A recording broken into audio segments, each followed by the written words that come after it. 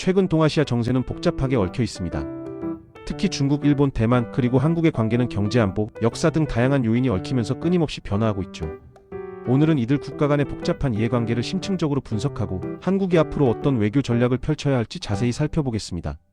먼저 중일 관계부터 살펴보겠습니다. 최근 몇 년간 중일 관계는 긴장이 고조되고 있습니다. 2025년 11월 일본 타카이치 총리의 대만 관련 발언 이후 양국 관계는 급격히 악화되었죠. 이는 중일 수교 이후 53년 만에 최악의 갈등 국면이라는 평가도 있습니다. 갈등의 원인은 다양합니다. 대만 문제에 대한 일본의 개입 가능성 시사, 역사 문제, 센카쿠 오이다오 영토 분쟁, 경제 안보 등이 복합적으로 작용하고 있죠. 중국은 일본에 대한 여행주의보를 발령하고 일본 영화 상영을 금지하는 등 강력하게 반발하고 있습니다. 심지어 일본산 해산물 수입까지 중단하며 압박 수위를 높이고 있죠. 중국 외교부는 일본에게 군국주의 전철을 밟지 말 것을 촉구하기도 했습니다. 하지만 일본 역시 강경한 입장을 고수하고 있습니다. 타카이치 총리는 자신의 발언이 기존 정부 입장과 일치하며 철회할 의사가 없음을 밝혔죠.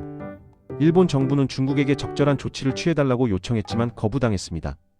전문가들은 중국이 일본이 대만 해협과 남중국해 문제에 더욱 직접적이고 강경하게 개입할 것으로 전망하고 있습니다. 일각에서는 중일 관계가 관리 가능한 경쟁에서 상시적 위기 국면으로 접어들었다는 분석도 나오고 있습니다. 다음으로 중국과 대만 관계를 살펴보겠습니다. 라이칭더 총통 당선 이후 양안 관계 긴장이 계속될 것으로 예상됩니다. 중국은 라이칭더를 위험인물로 지목하며 강하게 반발하고 있죠. 중국은 대만 주변에서 군사훈련을 실시하고 국제기구에서 대만의 입지를 약화시키려 시도하는 등 다방면으로 압박을 가하고 있습니다. 대만은 반중 노선을 선택하며 민주주의 수호를 강조하고 있습니다. 중국의 압박에 맞서 미국 등 우방국과의 관계를 강화하고 있죠. 미국의 대만 정책 변화 가능성 역시 양안 관계에 큰 영향을 미칠 수 있습니다. 트럼프 재집권 시 미국의 고립주의 정책 추진 여부에 따라 양안 관계 리스크가 증가할 수 있다는 분석도 있습니다. 유럽연합은 중국의 대만 압박 중단을 촉구하고 자유롭고 개방적인 인도-마이너스 태평양을 위한 협력 강화 방안을 모색하고 있습니다. 그렇다면 이러한 복잡한 동아시아 정세 속에서 한국은 어떤 외교 전략을 펼쳐야 할까요? 한국은 미국과의 동맹을 유지하면서 중국과의 경제 전략적 관계를 안정적으로 관리해야 하는 복합적인 과제를 안고 있습니다. 단기적으로는 다자 외교를 통해 균형을 모색하고 장기적으로는 한반도 비핵화를 위한 독자 외교에 나서야 한다는 분석이 있습니다. 미중 경쟁 상황에서 극단적인 편향을 피하고 전략적 명확성을 유지하는 골디록스 전략과 중화 평화론을 통합하는 방안도 제시되고 있습니다. 또한 미중 사이에서 세후 전략이 아닌 외교적, 군사적, 경제적 자산을 활용한 큰 돌고래 전략이 필요하다는 주장도 있습니다. 중국은 한국에게 중요한 협력 파트너입니다. 한중 관계의 불확실성을 줄이고 예측 가능성을 높이는 것이 중요하죠.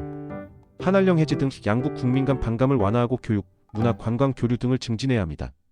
일본과의 관계 역시 중요합니다. 과거사 문제 해결을 위한 노력이 필요하죠. 중국과 일본 양국 간 긴장 수위를 낮추고 협력을 도모하도록 유도하는 한국의 역할이 중요합니다. 북한 역시 중요한 변수입니다. 북한이 중러주도 새로운 국제질서 개편에 적극 동참할 가능성이 있으며 이는 한반도 정세에 영향을 미칠 수 있습니다. 결론적으로 한국은 미중 전략 경쟁 심화 속에서 미국과의 동맹을 유지하면서도 중국과의 관계를 관리해야 합니다. 미국, 중국, 일본, 러시아 등 주변 사강과의 관계를 균형 있게 발전시켜야 하죠. 한국 외교의 자율성을 고양하고 국익 중심의 실용 외교를 적극적으로 전개해야 합니다. 한반도 평화를 지키고 지속 가능한 안정을 유지하기 위해 남북관계 정상화가 필요합니다. 국제사회에서 책임있는 중견국 역할을 확대하고 글로벌 이슈 해결에 기여해야 할 것입니다. 이러한 노력들을 통해 한국은 동아시아의 평화와 번영에 기여하는 핵심 국가로 자리매김할 수 있을 것입니다. 우리는 주변의 강대국들 사이에서 우리만의 외교와 국방력을 이용해 자주적인 국제사회에서 중심적인 국가 정책을 이어가야 할 것입니다.